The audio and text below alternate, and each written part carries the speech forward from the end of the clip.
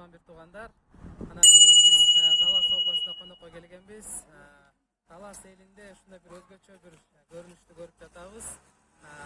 Жардам такси деген ачылган экен да. Эми баарыбыз деген таксиге отуруп атабыз го.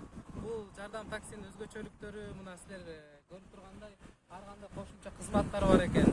Үйдө отуруп бир кайсы нерсеси керек болуп калса, муктаждык керек болуп калса, чалып эле ушул муктажын айтса, бул жактан ушул таксилерин жөнөтөт экен. Дагы бир өзгөчөлүгү мына жума күнү саат 12ден 1ге чейин бир гана жума намазга эмес, балким каяка болсун, ал мусулман болсун, мусулман болбосун, мечитте болсун, мечиттен башка жака болсун, бекер 1 саат ушул такси кызматчылары ар качага ташып берет экен да.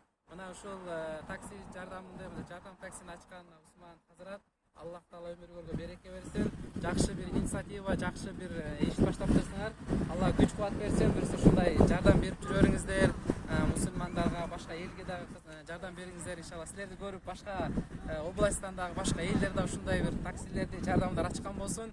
Ким бир мусулманга же бир адамдарга жардам берсе, Аллах Таала ушул адамга жардам берет. Аллаху фи аунил абди ма кана ал абду фи ауни ахихи деген пайгамбарыбыз. Качан Аллах Таала бир мусулманга, адамга, пендесине ушул убакытка чейин жардамда болот, качан бир мусулман башка бир мусулмандарга, башка бир бурадарларга жардамында болгончо. Иншалла силер мусулмандардын жардамында болуп турсаңыздар, Алла силерге жардам берет иншалла. Ишиңер өнүксүн, өссүн. Аллах Таала күч кубат насип кылган болсун. Иншалла куттуктайбыз. Машалла, разы болсун.